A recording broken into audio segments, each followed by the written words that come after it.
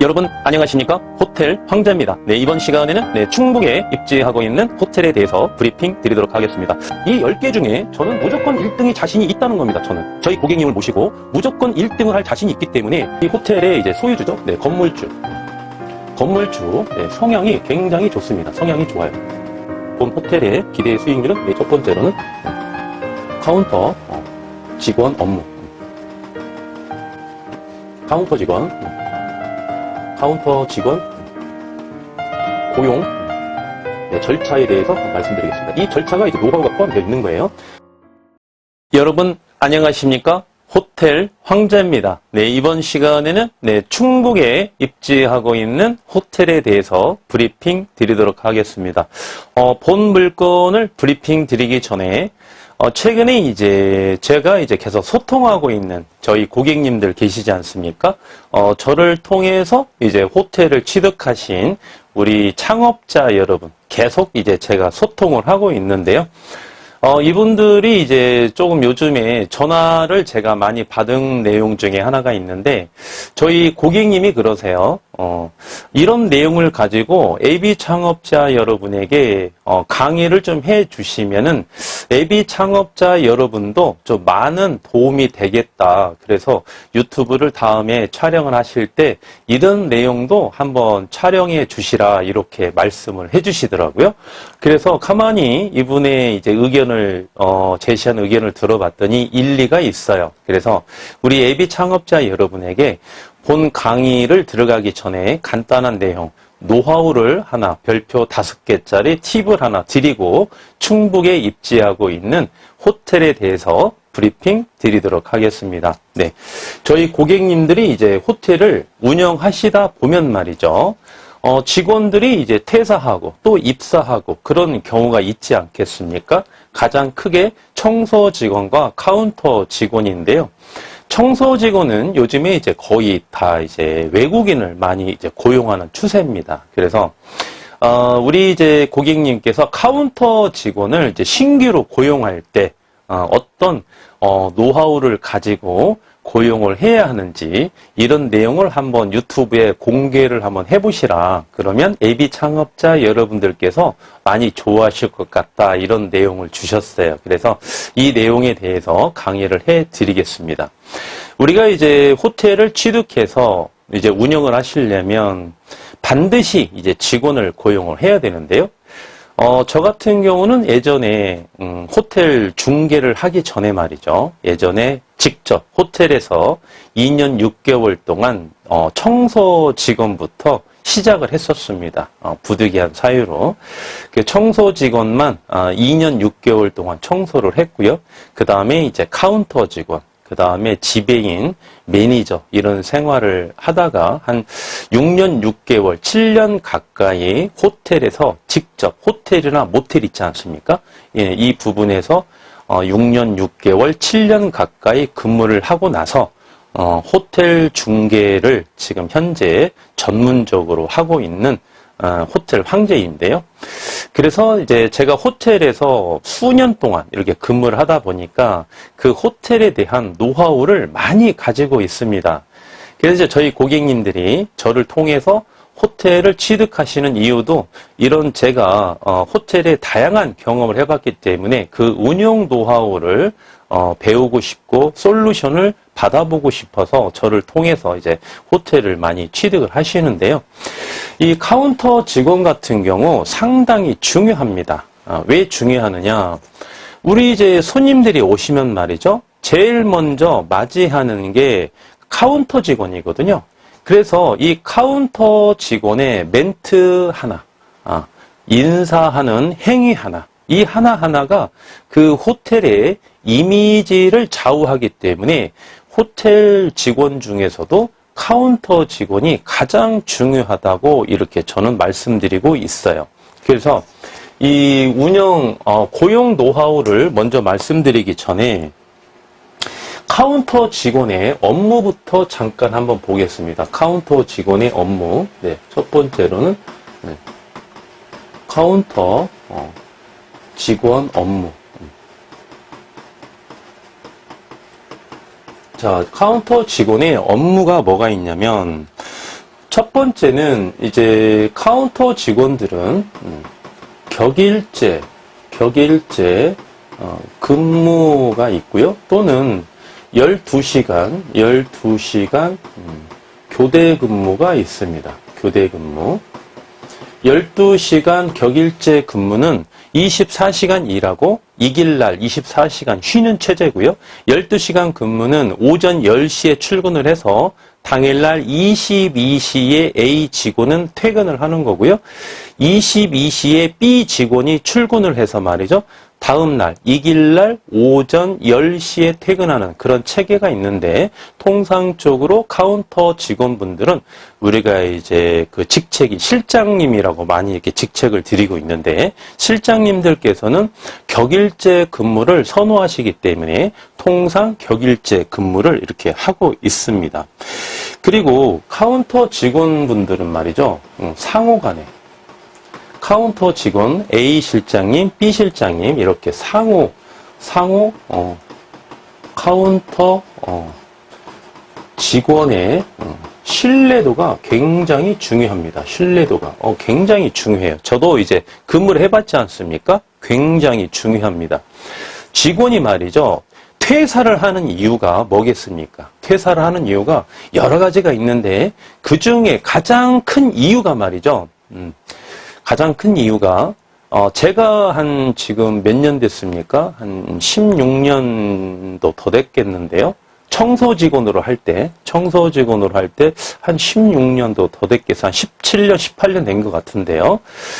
그때는 이제 굉장히 환경이 열악했습니다. 청소할 때 말이죠. 그때 제가 월급을 100만 원 받고 일을 했었어요. 숙식 제공에 월급 100만 원. 하루도 휴무가 없었어요. 하루도. 집안에 애경사가 있을 때 사장님에게 허락을 받아야 하루 쉴 정도, 그 정도였어요. 아니면 한 달에 한 번 정도밖에 휴무를 안 줬습니다. 그리고 월급 100만 원 받았어요. 네. 그랬었는데 이 카운터 직원들의 상호 신뢰가 왜 중요하느냐. 제가 카운터 일을 봤을 때도 말이죠. 전 직원이 24시간 이제 근무하지 않습니까? 그럼 10시에 제가 출근을 합니다. 어디에서? 옥상에서 출근하죠. 옥상에서, 숙소에서. 출근했는데, 그럼 이제 B 직원은 이제 옥상으로 퇴근하는 거예요. 숙소가 있으니까. 그럼 B 직원이 근무 시간 동안에 자기 할 일을 해놓지 않으면 제가 다 해야 됩니다. 제가. 왜? 이 호텔은 24시간 365일 이렇게 연속성이 있는 사업이다 보니까 그 전 직원이 자기 업무를 다 마치지 않고 그러면 그거를 저한테 전가시키는 것밖에 안 되는 거예요. 저도 역시 마찬가지예요. 퇴근할 때 내 업무를 깨끗하게 마감하지 않고 그냥 퇴근해버리면 다음날 근무하는 직원이 그대로 떠맡아서 제가 할 일을 그대로 떠맡아서 할 수밖에 없어요. 그럼 상호 신뢰가 깨지겠죠? 네, 그래서 서로 직원끼리 이 상호 신뢰가 굉장히 중요하다. 그래서 이 직원들이 퇴사할 때 말이죠. 가장 큰 이유가 월급 주시는 분에 대한 아니면 손님들에 대한 아니면 청소 직원에 대한 불만 때문에 퇴사하는 게 아니고요. 우리가 맞당번 그러죠. 맞당번. 같이 일하는 그 실장님에 대한 상호 신뢰가 깨져버리기 때문에 이 짜증이 나서 그만두는 게 거의 90% 이상입니다. 그래서 우리 사업자 여러분 입장에서 말씀을 드리는 거예요. 서로 직원들끼리 서로 신뢰가 구축될 수 있도록 오너로서 그런 책무도 있다 이겁니다. 그래야 우리가 좋은 직원을 고용하기가 좀 어렵지 않습니까?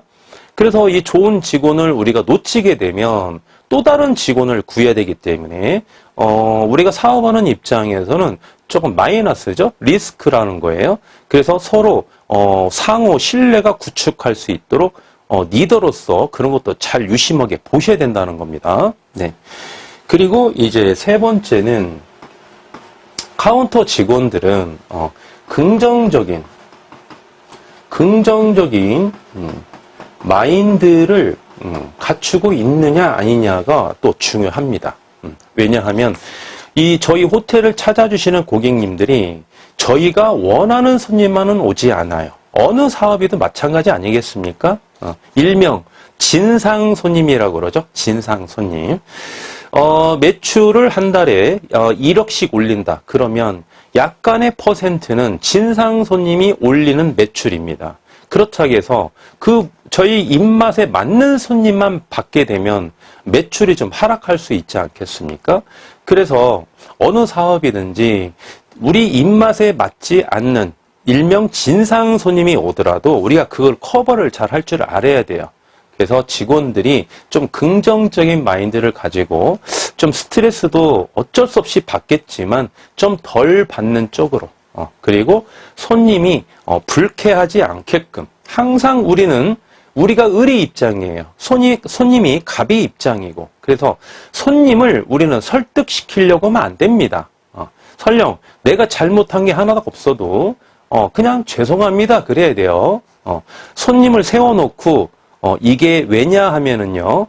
그러니까 그렇기 때문에 이런 식으로 육하 원칙에 의해서 손님을 설득시키려고 하면 안 된다는 겁니다. 손님 설득됩니까? 설득 안 된다는 거예요. 그러면 쌈 나는 겁니다. 서로 이제 끄댕이 잡아야 돼요. 멱살 잡고. 그러면 누가 손해입니까? 우리 사업자만 손해인 거예요. 그렇죠? 예, 그래서 우리 이 직원분들이 긍정적인 마인드를 가지고 있는지 이런 것도 여러분께서 사업자 여러분께서 반드시 한번 체크를 하셔야 된다. 이렇게 보시는 거고 우리 실장님들도 역시 마찬가지입니다. 실장님들께서도 설령 본인이 잘못한 게 없더라도 어떻게 합니까?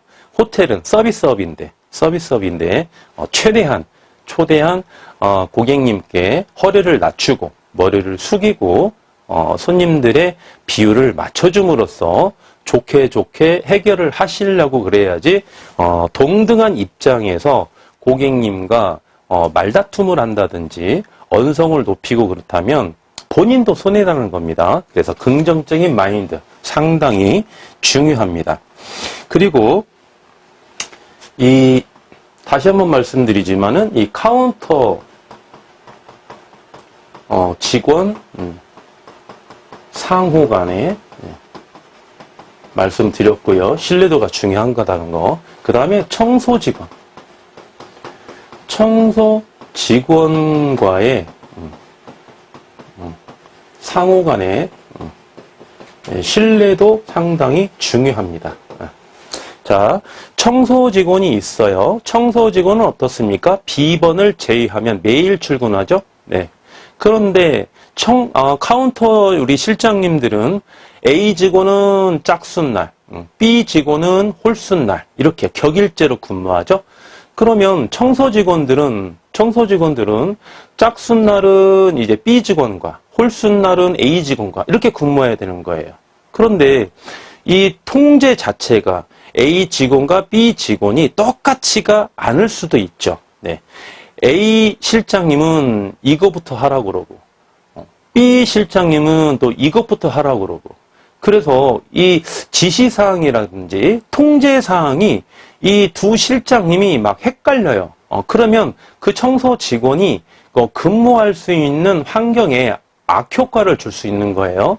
청소 잘하는 직원 구하기가 그렇게 만만치가 않습니다. 그래서 우리 사업자 여러분께서는 A, B 실장님 간의 상호 신뢰도 중요하지만 그 실장님들과 청소 직원과의 상호 신뢰 작용도 상당히 중요하다 이렇게 보는 거예요. 제가 청소 직원으로 근무할 때 말이죠. 저보다 나이가 한참 어린 이 카운터 실장님들이 말이죠.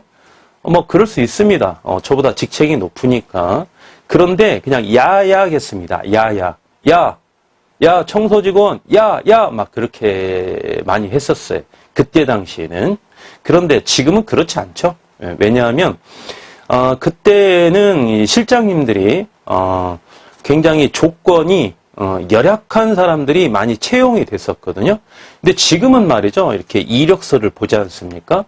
그러면 이 실장님들 이력서를 보시면 학벌도 다 좋습니다. 그리고 다 잘생기셨어. 그리고 성격도 좋아요. 그래서 실장님들이 아무리 외국인이라더라도 항상 존칭을 써주고 말이죠. 이것 좀 해주세요. 네.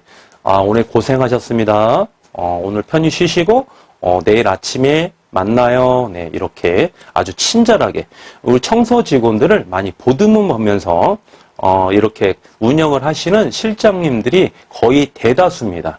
그래도 우리 사업자 여러분 입장에서는 이 상호 간에 신뢰가 얼마나 형성되어 있는지, 상호 직원들 간에 얼마나 예의를 갖춰주는지 이런 것도 여러분께서 반드시 체크를 해서 이런 것도 하나의 교육에 포함을 좀 시키셔야 됩니다. 네. 왜 그렇죠? 왜 그렇습니까? 우리는 호텔을 취득할 때 자기 자본도 많이 소요가 되고 대출금도 많이 소요가 됩니다. 물론 진입 장벽이 그만큼 높긴 합니다만 그래도 우리가 추구하고자 하는 그 수익률에 도달하고 유지하기 위해서는 직원 관리가 첫 번째 필수 요건입니다. 직원 관리가, 고객 관리가 절대 아니에요. 네, 시설 관리가 절대 아니에요. 첫 번째, 직원 관리가 가장 중요하기 때문에 그렇습니다. 직원 관리 중에서도 어떤 직원이 우선순위 관리 대상이다? 카운터 직원이 관리 우선 대상이다. 그럼 카운터 직원은 최소한 몇 명이다? A 직원, B 직원 2명이다. 그래서 철저하게 여러분께서도 분명히 내 직원이다 해서 뭐 함부로 하시는 사업자 여러분 안 계시죠? 네, 그렇다 해서 함부로 하시면 안 되겠고요. 내 직원이다 그래서 여러분께서 A를 반드시 갖춰주면서 직원에 대한 또 A가 있지 않겠습니까? A를 갖추면서 리더할 거는 리더를 하시고 고쳐야 될 분은 또 고쳐도 주시고 칭찬할 수 있는 부분은 또 과감하게 아낌없이 칭찬도 해주시면서 직원 상호 간에 신뢰도가 이렇게 쌓이게끔 여러분께서 관리하는 것도 굉장히 중요하다 이렇게 보시는 거고 5번째는 또 강조해 드리겠습니다. 지금 카운터 직원 말하고 있는 거죠. 네. 카운터 직원 말하고 있습니다. 네. 어떤 직원이죠? 네. 카운터 AP 실장님 말하고 있는 겁니다. 네. 카운터 직원의 가장 헤드 키워드는 친절입니다. 친절. 제가 맨 첫 번째도 말씀을 드렸어요. 손님이 오시면 가장 먼저 대하는 게 응대하는 게 카운터 직원이다. 호텔은 뭐다? 서비스업이다. 얼마나 친절하게 인사를 하는지, 얼마나 공손하게 응대를 하는지, 네, 얼마나 친절하게 안내를 하는지. 네. 그래서 제가 그때 당시 카운트에서 근무할 때 그 인사하는 게 말이죠. 지금도 그게 몸에 배어 있습니다. 45도에서 조금 더 저는 더 숙여주거든요. 그래서 저보고도 그래요. 지금도 그래요. 저희 고객님들이 저희 회사에 미팅 오시고 임장을 가시든지 이렇게 보시면은 참 호텔 황제는 인사를 참 예쁘게 한다. 네, 이런 이야기를 제가 상당히 많이 들었어요. 그때 약 한 17, 18년 전부터 몸에 배워온 습관입니다. 이게. 그래서 우리 카운터 직원분들은 무조건 친절이다. 그래서 우리 사업자 여러분들은 어떻다? 친절을 최고의 항목으로 교육을 시키셔야 된다. 무조건 친절이다. 무조건. 네. 그래서 어떻다? 호텔은 네. 호텔 사업을 시작해서 호텔 사업을 종료하는 그날까지 평생토록 4가지 키워드를 반드시 기억하라. 호텔 사업자 여러분들은 친절, 청결, 청결, 그 다음에 점검, 주차. 그래서 이 한 가지 키워드로요, 제가 100가지를 말씀드릴 수 있고요. 청결을 어떻게 청소를 하는지, 제가 청소 직접 해봤다고 말씀드렸죠. 2년 6개월 동안.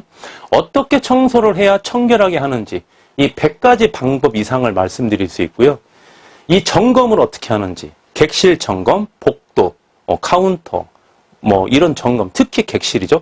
객실 점검을 어떻게 해야 완벽하게 하는지 100가지 경우의 수에 대해서 말씀드릴 수 있고요. 주차는 주차장이 부족한 거는, 주차 대수가 부족한 거는 모든 호텔 소유자의 고민거리다. 99.9%. 저쪽에 나 홀로 있는 호텔을 소유한 소유권자 이외에는 주차 대수가 항상 부족한 게 고민이다. 그러면 어떻게 주차를 하냐에 따라서 물리적인 대수를 초과해서 말이죠. 경제적 주차 대수를 사용할 수 있는지. 네, 이런 부분도 제가 100가지를 말씀드릴 수 있습니다. 총 400가지죠? 네, 이거는 몇 달 걸립니다. 몇 달. 몇 달 걸리기 때문에 단순하게 친절, 청결, 점검, 주차만 하면 되겠지라고 판단하지 마시고 이 4가지 키워드를 머릿속에 꼭꼭 집어넣고요. 친절을 하나씩 실행을 하시면서 여러분께서 시행착오도 한번 해보시고 궁금한 거는 문도 저에게 두드리시면 어떻게 하는 게 친절한 건지 제가 또 여러분께 상담을 통해서도 말씀을 해드리겠습니다. 구체적으로. 이 4가지 키워드는 무조건 내 생명이 다하는 날까지 이 4가지는 내가 머릿속에 가슴속에 꼭 내가 갖고 간다. 내가 죽는 그날까지 갖고 간다. 호텔 사업을 하는 입장에서 말이죠. 네, 이 4가지는 무조건 가지고 가셔야 됩니다. 네. 그리고 이제 보시면은 5번째죠? 5번째. 6번째네요. 네, 6번째인데 이 카운터 직원들은요. 기본적인 수리 능력이 좀 필요합니다. 기본적인 수리 능력이.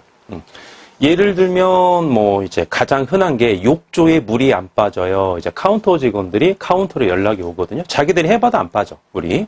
세면대에 물이 잘 안 빠져. 자기들이 해보니까 잘 안 빠져. 카운터로 연락을 와야 되거든요. 객실에게 손님 배정을 했는데 클레임이 걸렸어요. 무조건 클레임입니다. 전화가 오는 거는 무조건 클레임이야. 카운터로 전화가 와서 TV가 안 나옵니다. PC가 작동을 안 해요.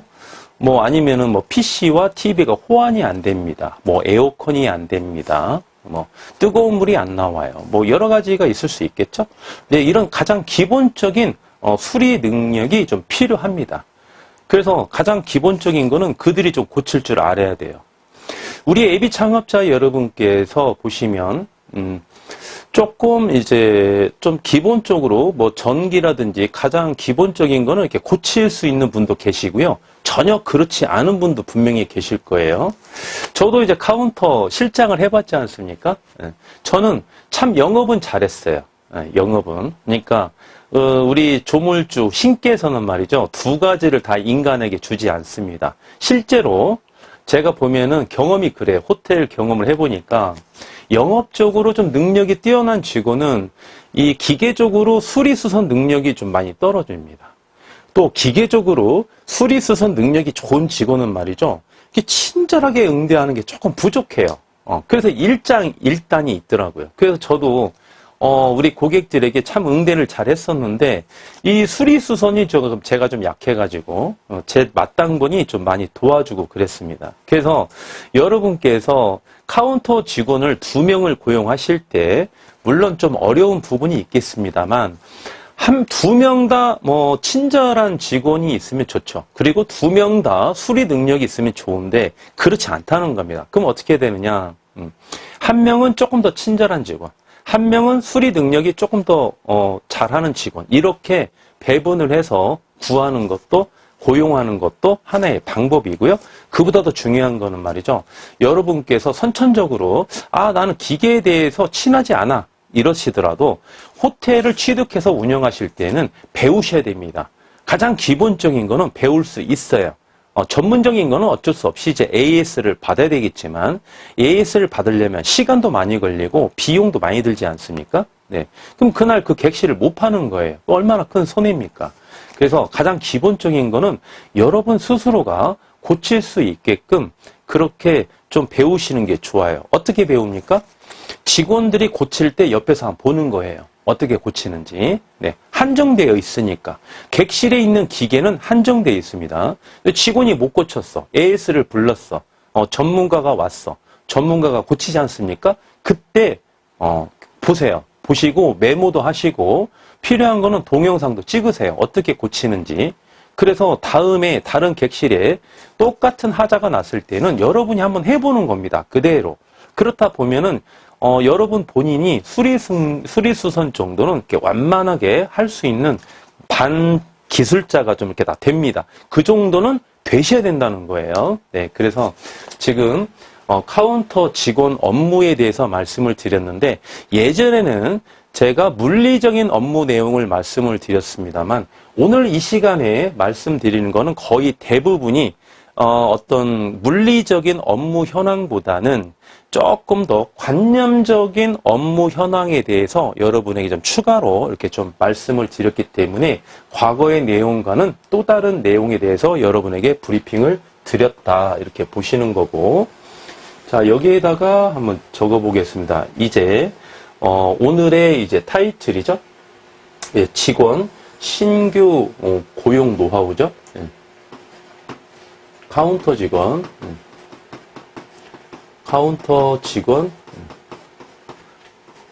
고용 네, 절차에 대해서 말씀드리겠습니다. 이 절차가 이제 노하우가 포함되어 있는 거예요. 첫 번째는 이제 직원이 퇴사를 한다고 그러죠. 네.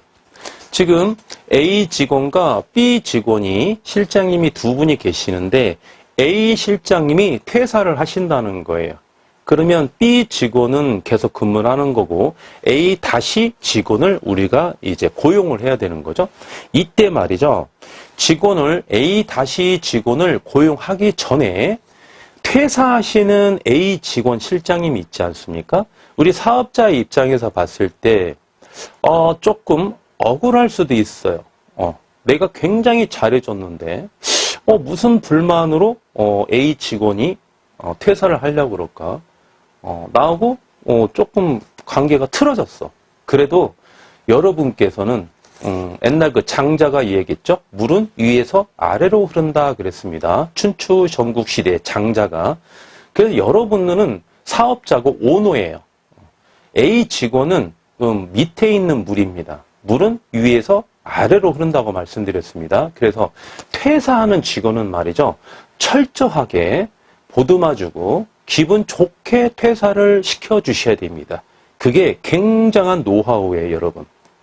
여러분께서 100마디를 하고 싶고 1000마디를 하고 싶어도 좀 참으셔야 됩니다. 참으셔서 억울하더라도 여러분께서 참으시고 A 실장님이 우리 호텔에 기여했던 부분만 기억하시고 A 실장님을 기분 좋게 마무리를 잘해서 여러분께서 퇴사를 시켜주셔야 됩니다. 이거 굉장히 중요한 거예요. 네, 그래서 꼭 반드시 그렇게 퇴사를 시켜주시고 A 다시 직원을 구하는 데 있어서 첫 번째는 이제 광고를 내야 되겠죠. 광고는 이제 그 사이트에 보시면은요. 이 청소 직원, 카운터 직원이 가장 많이 접속을 하는 그런 사이트가 있습니다. 개인적으로 연락해 주시면 제가 그 사이트를 말씀해 드릴게요. 지금 현재 사업을 하고 계시는 분들 뭐 다 알고 계시고 있을 건데, 그래서 이 사이트에 광고를 올립니다. 이 사이트에 광고를 올리는데 이제 조건이 있죠. 이 광고에 조건이 있습니다. 예를 들어서 뭐 근무 시간, 그 다음에 뭐 급여, 그 다음에 뭐 휴무, 그 다음에 뭐 여기 이제 광고란에 기재하라고 딱 되어 있거든요. 뭐 객실수 뭐 이런 게 있어요. 네. 객실수 뭐 이런 게 있고 이제 기타 특이사항 이런 거를 우리가 체크를 해서 이제 광고를 내는데 그 다음에 뭐 이제 특이사항에 이제 여러분께서 이제 말씀을 하시는 거죠. 뭐 운전면허증 소지자, 뭐 1년 이상 유경험자, 뭐 경험자일수록 우대한다, 뭐 이런 것도 있고, 뭐 우리 호텔은 뭐 매출이 어느 정도 나오기 때문에 손님은 어느 정도 있고 숙박 손님은 어느 정도 있다, 뭐 이런 거. 그 다음에 뭐 현황에 대해서 예를 들면 직영으로서 운영하고 있다. 아니면 직영으로 운영이 좀 불가피하기 때문에 지배인을 고용하고 있다. 뭐 이런 내용이 이렇게 있는데 여러분께서 여기에서 이제 노하우가 좀 필요해요. 노하우가 왜냐하면 A 다시 직원이 좋은 직원이 들어와야 될 거 아닙니까? 우리가 좋은 직원. 그래서 우리 이제 사업자 입장에서는 A 다시 직원이 우리 호텔의 일을 좀 잘할 수 있는 성향이 좋은 긍정적인 마인드를 가지고 있는 직원. 그리고 자기의 업무를 전가시키지 않고 예의가 바른 직원, 친절한 직원, 이런 직원을 좀 원하시지 않겠습니까? 그 첫 단추가 이제 광고인데요. 광고에 우리가 이제 특이사항을 기재를 하거든요. 기재를 하실 때, 뭐, 가족 같은 직원을 모십니다. 뭐, 아니면, 용모 단정한 직원을 모십니다. 뭐, 굉장히 중요한 거죠. 네, 중요한 건데, 좀 식상하지 않습니까? 네, 식상하기 때문에 그런 내용보다는, 저는 이제 이런 내용을 좀 기재를 합니다. 보통 저희 이제 고객님들, 저를 통해서 호텔을 취득하시는 분들은 거의 대부분이 직영으로 운영하고 있거든요. 지배인을 고용하지 않고 다이렉트로 직영으로 운영하는 고객님들이 많은데 그 내용을 기재하라고 합니다. 왜냐하면 이 실장님들은 말이죠. 지배인하고 같이 근무하는 것을 별로 안 좋아합니다. 오히려 대표님에게 다이렉트로 지시를 받아서 일을 하는 거를 더 좋아합니다. 실장님들은. 네, 그래서 여러분들이 이제 그런 내용을 저는 기재를 하라고 그래요. 저희 호텔은 지배인이 없고 대표인 제가 직접 관리합니다. 이런 내용. 또는 면접을 보러 오시면 제가 직접 대표인 제가 직접 면접을 봅니다. 이렇게 기재를 하라고 그럽니다. 물론 그거를 싫어하는 A 다시 직원도 있겠죠. 그렇죠? 네. 그런데 정상적인 직원들이라면 오히려 지배인의 지시를 받아서 근무하는 그런 호텔보다는 대표님의 지시를 받아서 근무하는 형태의 호텔을 더 선호하는 직원들이 많고 긍정적인 마인드를 가지고 있는 직원들을 그런 부분을 더 선호한다는 겁니다. 그래서 특이사항에 그런 거를 기재한다는 겁니다. 그리고 제가 매니저나 지배인을 볼 때 경험이 너무 많은 직원들은 저는 일부러 고용을 안 했습니다. 그런 A 다시 직원들은요, 누가 이렇게 이야기를 하면 받아들이질 않아요. 자기가 알고 있는 게 100%인 줄 알고 그동안 자기가 해왔던 업무 스타일대로만 일을 하려고 합니다. 그래서 굉장히 좀 힘든 부분이 많이 있어요. 우리가 부당해고 굉장히 좀 어렵지 않습니까? 그래서 직원을 처음에 잘 채용을 해야 되는데 그래서 저 같은 경우는 뭐 유경험자일수록 뭐 우대 이런 거는 절대 기재를 안 하고요. 최소한 한 1년 정도 아니면 한 6개월 정도 경험이 있는 사람들은 저는 환영한다고 일부러 그렇게 기재를 했습니다. 왜? 대충 대략적인 업무 정도는 파악할 수 있어야 되거든요. 생 초보 직원은 고용할 수가 없습니다. 업무량이 너무 많기 때문에. 그래서 어느 정도 흐름만 알고 있다면 제가 가르쳐서 영업을 입혀서 노하우를 입혀서 하게 되면은 저희 호텔에 맞게끔 이제 영업을 교육을 좀 시키거든요. 그러면 이 직원들도 과거에 일했던 호텔은 주먹구기식으로 일을 했는데 여기 대표님, 지배인님께서는 굉장히 매니저님께서는 굉장히 친절하게 체계 있게 이렇게 가르쳐 주신다. 이런 거를 더 선호한다는 이야기인 거죠. 그런 내용을 좀 기재를 광고를 하시는 게 좀 좋다는 겁니다. 네. 그리고 장점도 좀 이야기를 많이 하시고요. 예. 그래서 이제 두 번째는 이제 이력서를 받습니다. 이력서. 광고를 내면 이제 전화가 오죠. 예, 모르는 전화번호가 딱 뜹니다. 그러면 채용 광고 보고 전화가 왔습니다. 이런 전화일 확률이 높죠, 이제. 네. 그러면 여러분께서 이력서를 보내라고 합니다. 이력서. 네. 어떻게? 요즘에는 뭐 카톡으로 얼마든지 보낼 수 있죠? 네. 사진 찍어서 그냥 보내도 됩니다. 뭐 메일로 안 보내고. 그런데 이력서만 딱 봐도 말이죠. 이 A- 직원의 과거가 다 행실이 다 나옵니다. 물론 이력서니까 나오겠죠. 근데 이런 과거의 이력에 대한 내용이 아니라 이 사람 성격이 나온다는 거예요. 성격이. 예를 들면, 네, 이력서가 초안도, 제대로 안 된 이력서에다가 끄적끄적해서 보내는 사람도 있고요. 사진도 첨부하지 않고 보내는 사람이 있습니다. 그리고 형식에 맞지 않는 엉뚱한 말만 써놓은 사람들도 많아요. 그러면 뭐 면접 볼 필요도 없겠죠. 네. 그런데 이력서를 딱 보니까 참 정결합니다. 깔끔해요. 왠지 호감이 갈 정도로 정리정돈이 잘 되어 있어요. 네. 그리고 사진도 이렇게 합니다. 증명사진이 없다 보니까 제가 지금 셀카로 찍어서 사진을 하나 보내드렸습니다. 양해 부탁드리겠습니다. 뭐 이런 식으로 참 A도 발라요. 또는 사진이 없어. 사진이 없어. 그러면 괜찮다. 그 증명사진이 없으니까 지금 사진 하나 찍어서 보내달라고 하세요. 사진을. 네, 목소리만 듣고 평가할 수가 없으니까 그 사진을 그냥 셀카로 찍어서 한 장 보내주면 그 사진도 보고 이력서를 보시고요. 촘촘히 보시고 그 직원과 이력서를 보낸 직원과 전화 통화를 최대한 길게 한번 해봅니다. 길게. 주제는 상관이 없어요. 주제는.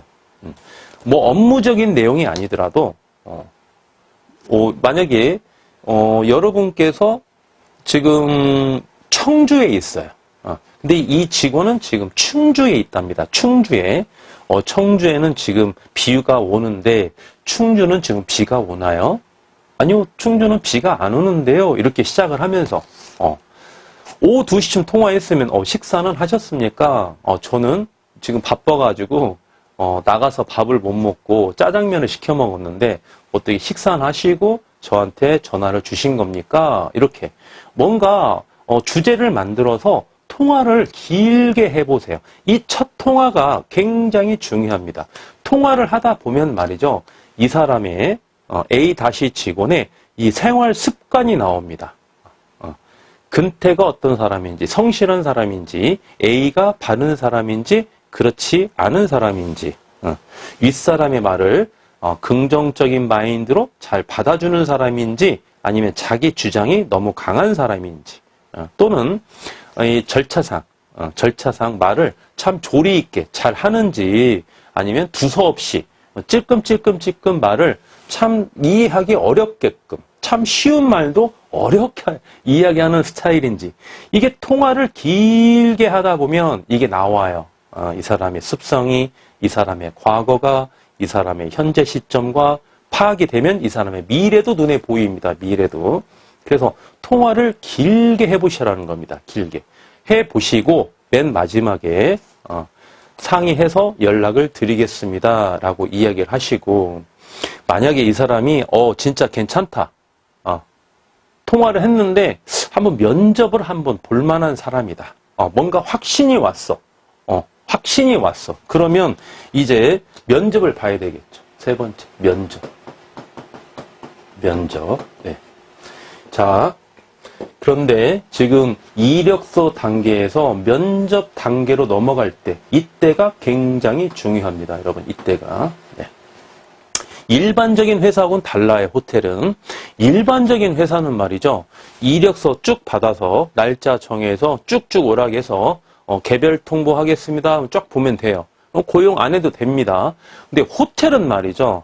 그 전통적으로 내려오는 게 있습니다. 호텔은 전통적으로 내려오는 게 있어요. 뭐냐? 제가 A 직원 입장이야. 이력서를 넣었는데 전화가 왔어요. 근데 저보고 면접 보러 와보라고 합니다. 면접 보러. 그러면 A 입장은 뭐라고 생각하느냐? 나 고용됐다고 생각합니다. 채용됐다고 생각해요. 호텔 업계가 그럽니다. 이게 전통적인 방식이었어요. 몇십 년 전부터. 우리 옛날 저보다 먼저 했던 분들도 그랬었습니다. 면접 보러 오라고 하면은 이거는 내가 실제로 가서 내가 외계인만 아니면 고용된다는 겁니다. 99.9%는 면접에 통과한 거예요. 그냥 고용됐다고 보는 겁니다. 그게 통상 사례입니다. 이게 사례. 일반 상식적인 이야기예요. 이게. 네. 그래서 여러분께서 이력서를 받고 통화를 했는데 반반이야. 이 사람은 좀 오리무중이야. 좋은 사람 같기도 하고 조금 마음에 걸리는 부분도 있고 그러면 면접 보라고 하면 된다 안 된다? 안 되는 거죠. 안 되는 거고 이제 좀 또 다른 선의의 핑계를 대서 좀 보류를 시켜놔야죠. 보류를. 예를 들면 우리 배우자와 아니면 우리 남편과 상의를 해서 다시 한번 연락을 드리겠다라는 등. 예. 그러면 A 다시는 그렇게 이야기하면 내가 채용이 안 됐구나 그렇게 판단을 해버립니다. 일단 유보를 시켜놓으면. 근데 면접 보러 오라고 뭐라고 생각한다? 나 고용됐구나라고 생각을 해버려요. 그래서 2단계에서 3단계로 넘어갈 때 아주 신중하게 판단하시고 진행을 하셔야 된다는 겁니다. 여러분께서 그럼 어떻다? 면접 보라고 오라고 했을 때는 A 다시 직원이 외계인이 아닌 상태에서는 어떻다? 거의 고용을 해야 된다는 거예요. 부득이하게라도 고용을 한다는 거예요. 그렇지 않으면 면접까지 봤는데 면접 다 보고 나서 말이죠. 면접 다 보고 나서 여러분께서 면접을 보고 나서 제가 한번 생각해보고 개별적으로 연락을 드리겠습니다. 그러면 인상이 아주 확 찌그러집니다. 확 찌그러져요. 그리고 아주 불만이 막 금방 폭발할 것 같은 그런 눈빛이에요, 여러분. 그래서 이 2단계에서 3단계로 넘어갈 때 이때 여러분께서 아주 신중하게 결정을 하셔야 된다는 거 다시 한번 강조를 해드리겠습니다. 네. 그래서 이제 면접을 보고 나면 이제 고용을 해야 되겠죠? 네. 여기 통과가 됐어요. 통과가. 만약에 이런 경우도 있겠죠. 면접을 딱 보러 왔는데 호텔 황제가 이야기하는 대로 다 절차를 밟았어. 실제로 면접을 봤는데 너무 내가 생각했던 것보다 너무 딴판이야. 그럴 수도 있겠죠. 그럼 어떻게 해야 된다? 보낼 때 말이죠. 한 10만 원 정도 봉투에다가 한 10만 원 정도 넣어서 미리 넣어놔야 돼요. 주머니에 미리. 주머니 있죠. 10만 원 넣어놓고 이제 면접을 보는 거죠. 너무 아니야. 너무 우리 회사와 너무 안 맞아. 보니까 그러면 교통비라도 줘서 보내야 됩니다. 교통비라도. 이게 그냥 상식적인 개념이에요. 호텔 같은 경우는. 반드시 여러분이 그렇게 하셔야 됩니다. 그래서 면접이 통과가 되면 이제 고용을 해야 되겠죠? 고용은. 그러면 A 직원과 A 다시 직원 간에 이제 업무 인수인계 정도 해주고 같이 이제 교대를, 인수인계를 하면서 이제 고용을 해야 되는데 저는 제 고객님께 항상 이렇게 하라고 그래요. 만약에 1, 2, 3, 4, 5, 6, 7, 8일 이렇게 계속 있습니다. 요 날짜가. 그러면 이 지금 A 직원이 퇴사하려고 그래요. A 직원이 이제 홀수날 근무한다고 가정을 해볼게요. A 직원이 1, 3, 5, 7. 네. 이때 이제 B 직원이 이제 짝수날 근무를 하는 거죠. 네. 그러면 만약에 A 다시 직원이 3일날 올 수 있다고 합니다. 3일날. 그러면 대부분의 우리 사업자분들은 A 직원을 1일날 퇴사를 시켜버려요. 1일날 퇴사를 시켜버려. 그러시면 안 됩니다. 왜냐하면 3일날 A 다시 직원이 안 올 수도 있어요. 실제 사례입니다. 안 올 수 있는 확률도 많이 있습니다. 그래서 A 직원을 1일날 퇴사를 하지 마시고 3일날 A 직원과 A 다시 직원이 같이 근무하게끔 해주세요. 하루 정도는 같이 인수인계 할 수 있게끔. 그러면 3일날은 인건비가 2배로 들겠죠? 2배로. 네. A 직원도 A 다시 직원도. 네. 그래서 인건비가 2배를 들어 하루 정도는 괜찮으니까 하루 정도는 같이 근무할 수 있게끔 여러분께서도 같이 배석을 해서 A 직원과 A 다시 직원이 이야기할 시간이 따로 있고요. 여러분과 셋이서 같이 이야기하는 시간이 좀 따로 있고 그렇게 해서 하루 정도는 이렇게 같이 2명이서 실장님 2분이서 근무할 수 있게끔 이렇게 진행을 해 주시면 큰 무리 없이 신규 직원을 고용할 때 여러분들께서 매출에 하자가 없게끔 물이 스무드하게 흘러가듯이, 강물이 흘러가듯이 직원들이 이렇게 교체가 돼야 우리가 좀 유리하지 않겠습니까? 네, 그렇게 해서 진행을 하시면 되겠습니다. 조금 더 뭐 궁금하신 사항이 있다든지 또 제가 말씀드리지 못한 그런 어떤 상황이 있는 우리 사업자 여러분들께서는 저에게 개인적으로 연락을 해 주시면 거기에 맞게끔 1대1 상담으로 진행을 해드리면서 전화로도 얼마든지 제가 솔루션을 드릴 수가 있거든요. 이렇게 전화를 주시면 거기에 맞게끔 제가 상담해 드리겠습니다. 지금 카운터 직원 신규 고용 노하우를 말씀을 드린다는 게 지금 잠깐 시간이 걸릴 줄 알았는데 상당히 좀 긴 시간의 할애가 돼가지고 말씀을 좀 드린 것 같아요. 왜냐하면 이게 고용 노하우가 좀 굉장히 중요하거든요. 그래서 많은 시간을 할애해서 여러분께 말씀드린 것처럼 여러분께서 이 내용을 반드시 숙지를 하셔서 향후에 도움이 많이 되셨으면 하는 바람입니다. 네, 그러면 충북에 입지하고 있는 호텔에 대해서 브리핑 드리도록 하겠습니다. 네, 본 물건의 물건 번호부터 보실까요? 네, 120492번입니다. 사용 승인일 2003년 6월 16일 날 사용 승인을 받았고요. 층수는 지하 1층부터 지상 7층입니다. 대지 면적 701제곱미터, 평수가 한산해 보시면은 212평이죠. 연면적 1491제곱미터, 평수로는 451평이죠. 현재 매가 27억에 진행하고 있고요. 소유자께서는 뭐 기본이죠. 직영 중입니다. 현재 용자 10억이고요. 리모델링이 필요한 물건이기 때문에 최대 용자 27억까지 매매 가격만큼 가능하겠고, 따라서 실인수가 13억으로서 리모델링을 추진한다, 이렇게 말씀드리는 거죠. 네, 월 매출 3,500만 원이고요. 객실수 36개, 주차 23대 가능합니다. 용도 지역은 일반 상업지역이죠.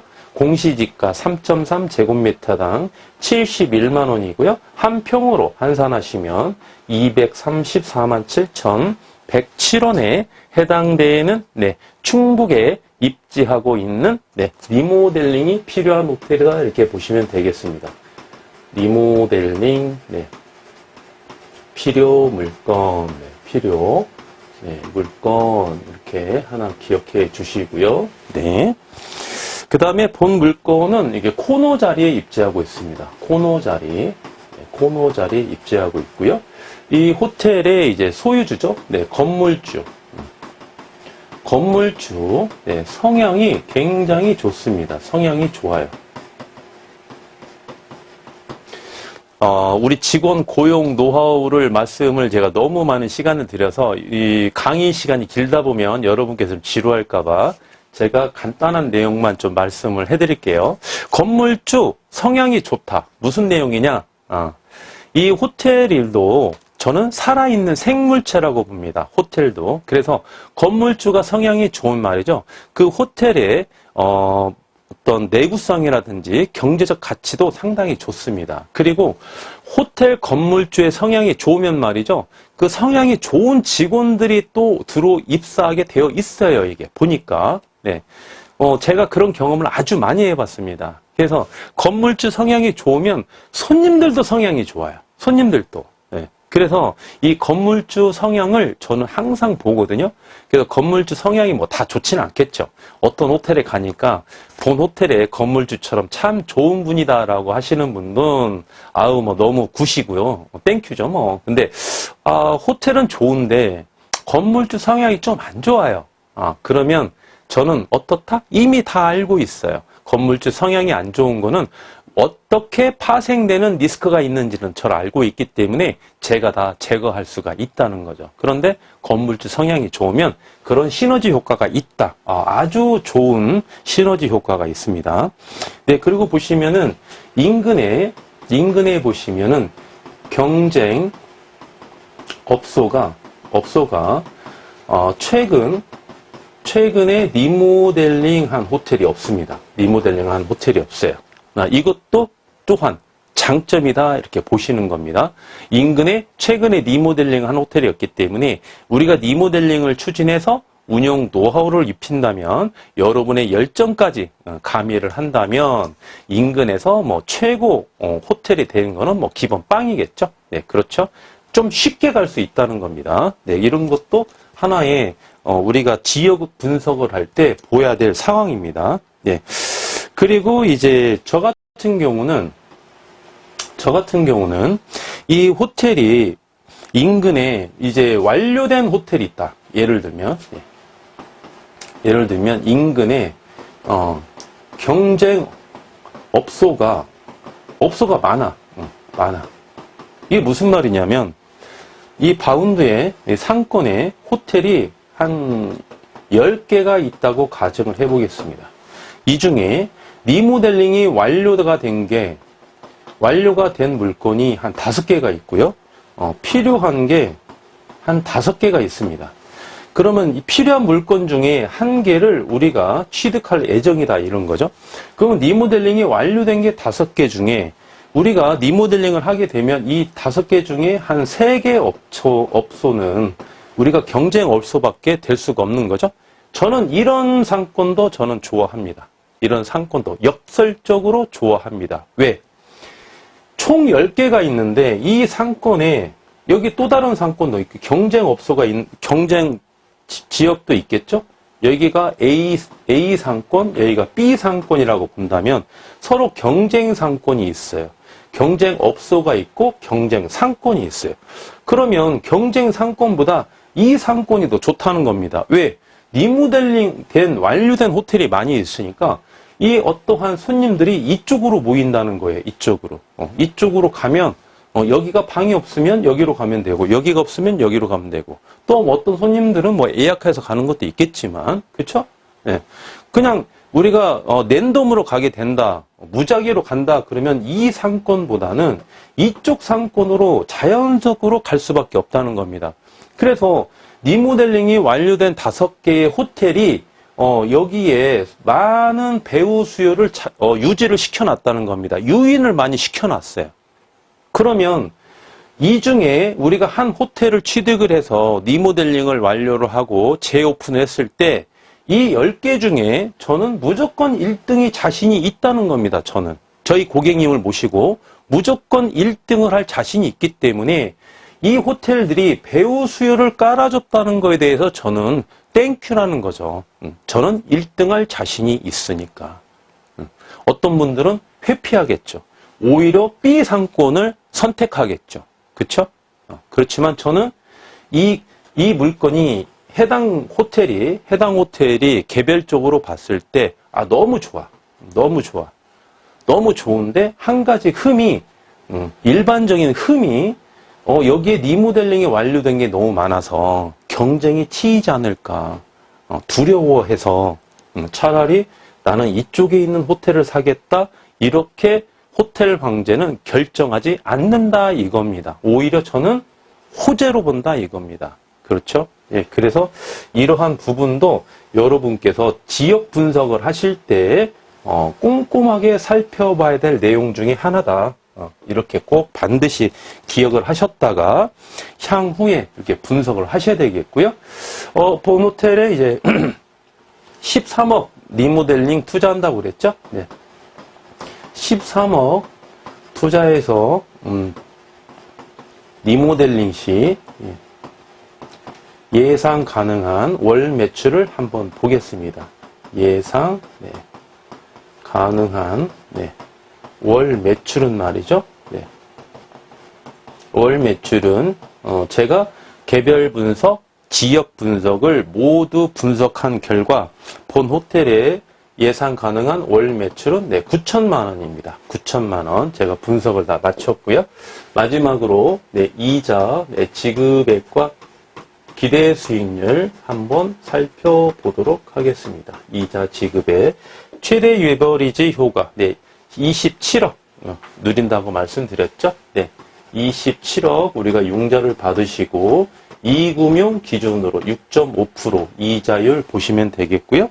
1년에 1억 7,550만 원이네요. 네. 나누기 12 하시면 한 달에 부담해야 될 이자는 1,463만 원입니다. 1,463만 원. 네, 마지막으로 이제 기대 수익률 한번 보겠습니다. 네, 기대 수익률. 자기 자본 얼마 투자하시죠? 네, 13억 투자하시죠? 네, 자기 자본 13억 이렇게 투자하시고 월 매출 9천만 원 중에서 매달 순수익은 말이죠. 이자까지 제하고 세금까지 다 제한 다음에 매달 순수익은 2,750만 원 이렇게 보시면 되겠습니다. 12개월로 곱해 주시고 비율로 환산해 주시면 본 호텔의 기대 수익률은 25.4% 이렇게 보시면 되겠습니다. 네, 리모델링이 필요한 충북에 입지하고 있는 호텔입니다. 기타 궁금하신 사항은 저에게 연락해 주시면 친절하게 상담해 드릴 것을 약속드리겠습니다. 긴 시간 동안 함께 시청해 주신 우리 애독자 여러분께 감사의 말씀 드리겠습니다. 감사합니다. 지금까지 호텔 황제였습니다.